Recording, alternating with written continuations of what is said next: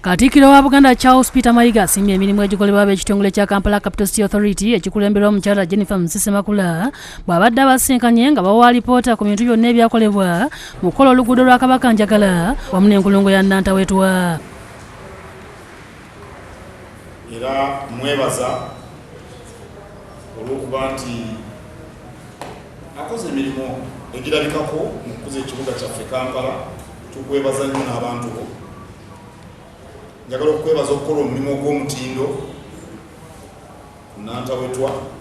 Abakesise nga bakulembeddwamu Jennifer Musisi bawadde alipoota ku nsimbi ezaabaweebwa ne balaga engeri gye bazikozesaamu okumaliriza omulimu guno, era mu ngeri y'okulaga obwerufu bakomezzaayo ensimbi obukadde 13 ezaafiseewo ku bukadde 1996 ezaasondebwa Obuganda.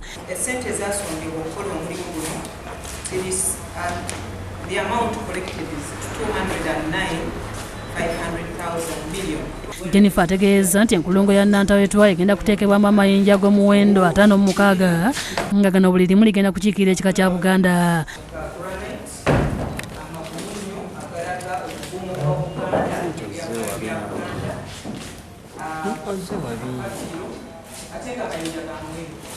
Kyokka ategeeza nti buli kika kyakwegulira ejjinja era nga buli limu ligenda kutundibwa $80,000. Ebimu ku bika bitandikiddewo okusonda nga Jennifer aguze eri ekika ky'effumbe ku $80,000.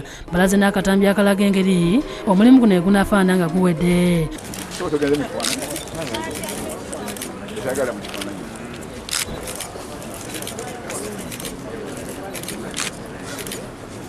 Bo abalangira ava essanja mu Buddu bawaddeyo ensimbi obukadde 2,600 nga zino bazikwasizza minisita w'ennono n'obuwangwa ow'ekitiibwa Dennis Walusimbi Sengendo bw'atyo n'abasiima.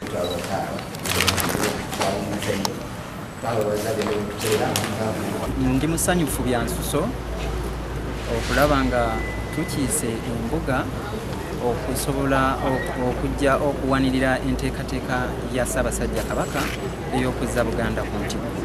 Lydia Nakiguli ne Kakoza Ronald bye bakusakidde eggulire lino ku Lwabukedde TV.